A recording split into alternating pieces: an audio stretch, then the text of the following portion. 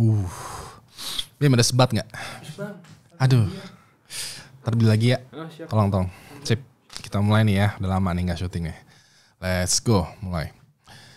Jadi ada sebuah lukisan yang kalau diperhatikan baik-baik bakalan membuat orang menjadi muntah-muntah. Gue bakalan kasih lihat penampakan lukisannya sekaligus juga cerita di baliknya. Maka dari itu gue mau lo perhatikan baik-baik. Begini ceritanya. Pada tanggal 5 April tahun 2018, ada seorang pria berusia 25 tahunan bernama Luis Alfredo González Hernández lagi duduk di pondok kecil yang berada di Barlovento, Venezuela. Diketahui, Luis itu tinggal di sebuah pondok yang sangat-sangat sederhana, yang mungkin bisa dibilang seperti gubuk yang dipenuhi dengan tanaman liar, berantakan, terpencil, dan letaknya itu agak di pedalaman hutan. Tapi walaupun terbilang sangat-sangat sederhana, Luis cukup bersyukur dengan tempat tinggalnya karena sehari-harinya dia bekerja sebagai pelukis amatir yang masih sangat struggle. Sebagaimana yang lo tahu, bekerja sebagai pelukis amatir khususnya di negara berkembangnya itu agak sulit untuk dijadikan kekuatan finansial. Saking sulitnya, sebelum dia tinggal di pondok ini, Luis tinggal di jalanan, di bawah jembatan atau di tempat yang random sambil juga menjual lukisannya ke orang-orang yang lagi lewat. Nah, lukisannya Luis juga terbilang cukup unik banget nih. Jadi lukisannya tuh kayak lukisan abstrak yang terinspirasi dari alam ataupun wajah manusia. Kalau lo perhatikan secara detail ya, warna dari lukisannya itu terbilang kelam, dramatis, dan juga deep banget. Luis bisa menciptakan lukisan unik seperti ini karena warna yang dia gunakan itu merupakan campuran dari cat dan juga bahan alami kayak tanah, lumpur, serbuk kayu, daun, dan lain sebagainya. Sampai pada suatu hari ada satu orang pria tampan bernama Lisandro Rosales Garcia lewat persis di depannya Luis. Pas ini Lisandro tertarik banget nih dengan lukisannya Luis, yang saking tertariknya Lisandro kayak membeli lukisannya Luis dan mengajak dia untuk tinggal di salah satu propertinya. Waktu itu Lisandro kayak bilang, daripada tinggal di jalanan, kamu mendingan tinggal aja di pondok kepunyaan aku. Di sana kamu bisa melukis sepuasnya tanpa perlu mikirin tempat tinggal, tanpa perlu mikirin tidur di jalanan. Karena nggak punya pilihan lain, Luis dengan senang hati menerima tuh ajakan dari Lisandro. Dan ya udah deh, semenjak momen inilah Luis tinggal di pondok atau gubuk kepunyaan Lisandro. Nah, awalnya hubungan di antara Luis dan Lisandro itu kayak temen tapi kerjasama, dimana Luis bakalan melukis dan hasil lukisannya itu bakalan dijual oleh Lisandro ke kolektor. Tapi semakin lama hubungannya ini berubah. Mereka yang tadinya teman tapi kerjasama sekarang berubah menjadi teman tapi mesra. Yes, bisa dibilang Luis dan Lisandro sekarang berpacaran. Bisa dibilang mereka sekarang adalah home pimpah. Di awal masa berpacaran, hubungan mereka itu mesra banget nih.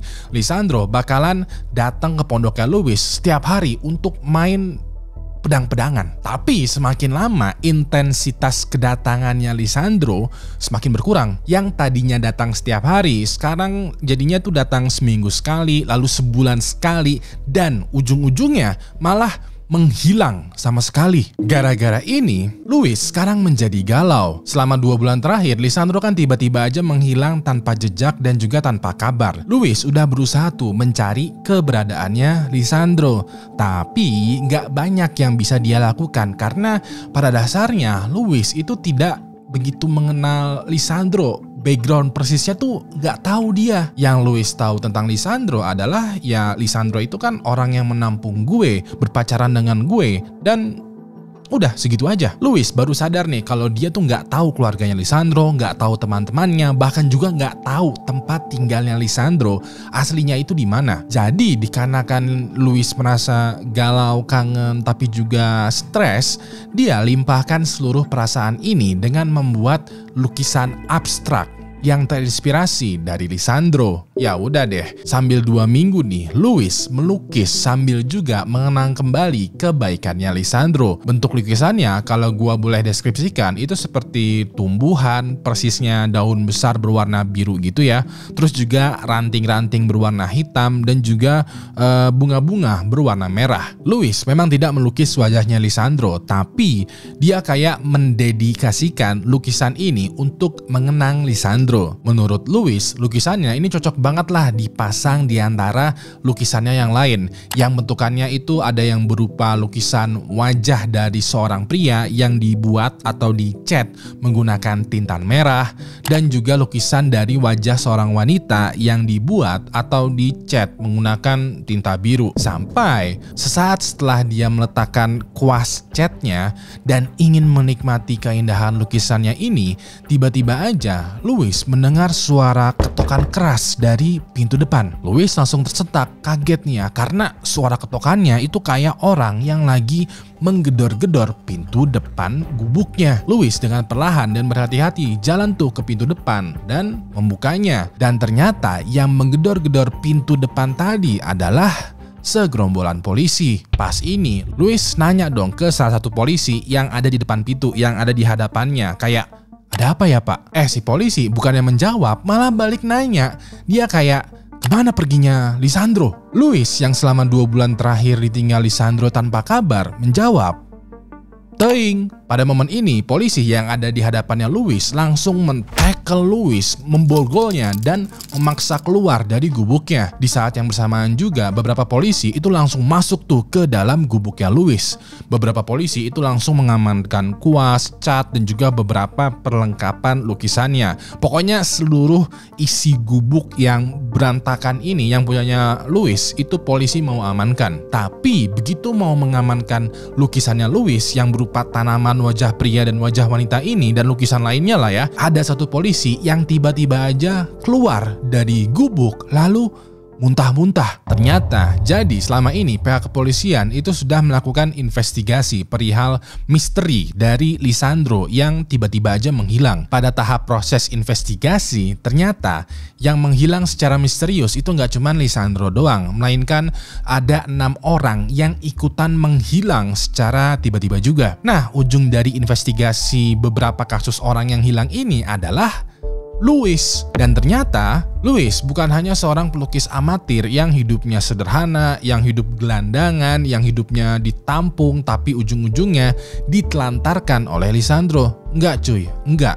Luis nggak cuma sekedar pelukis aja, melainkan juga seorang pembunuh berantai yang cerdik dan juga berdarah dingin. Jadi pada saat polisi mengamankan seluruh isi gubuknya Luis ya, ada satu polisi yang kita sebut saja sebagai Fulan, yang mencium bau-bau busuk dan juga bau anyir yang pekat banget. Puncaknya pada saat penggeledahan persisnya di area dapur, Fulan melihat ada banyak potongan tubuh manusia yang lagi dikeringkan darahnya di sebuah wadah. Selain berisi darah, di dalam wadahnya ini juga terdapat banyak kuas untuk melukis. Dan pas melihat seluruh isi gubuknya Luis yang penuh dengan lukisan berwarna merah, terutama lukisan wajah dari pria ini, Fulan langsung keluar dari gubuk dan langsung muntah-muntah. Bisa dibilang Fulan itu kayak ngudeng atau paham kalau ternyata selama ini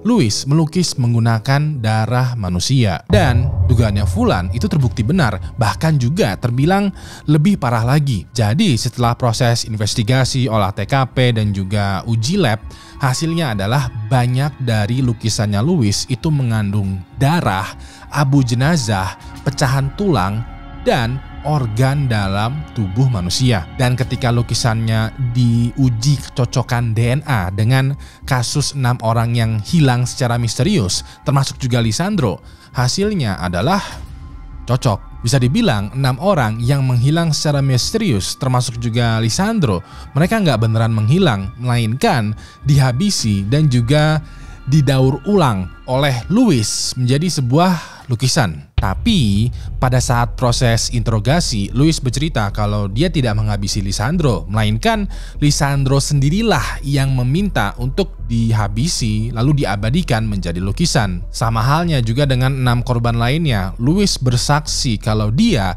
melakukan aksinya atas dasar permintaan korbannya. Walaupun begitu, polisi nggak gampang percaya dong. Melihat dari keparahan kasusnya Luis, kondisi hidupnya, dan juga penampilannya, polisi melakukan tes kejiwaan kepada Luis. Hasilnya adalah Luis ternyata mengidap gangguan kejiwaan. Dari sinilah seluruh kesaksiannya Luis tadi dianggap menjadi tidak valid. Ya udah deh, polisi pun langsung melakukan investigasi lebih mendalam lagi dan hasilnya cukup mengerikan juga ya. Polisi nggak tahu persis nih apa yang sebenarnya terjadi terhadap Lisandro, tapi besar kemungkinan Luis dan Lisandro itu terlibat adu bacot yang cukup sengit. Ujung dari adu bacot ini adalah Luis menghabisi Lisandro, memotong jenazahnya, mengeringkan darahnya, lalu mendaur ulang menjadi sebuah lukisan. Selain itu, beberapa anggota tubuhnya Lisandro itu juga ada yang dimasak dan dimakan oleh Luis. Dan dikarenakan Luis mengidap gangguan kejiwaan ya,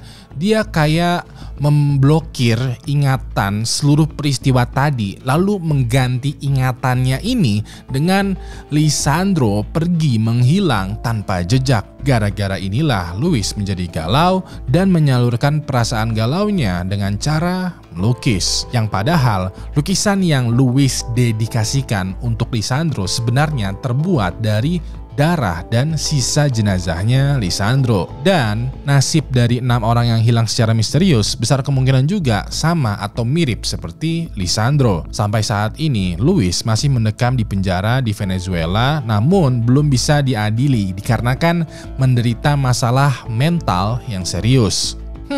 Itu kalau lukisannya Luis tadi dijual, kira-kira dapat cuan berapa ya?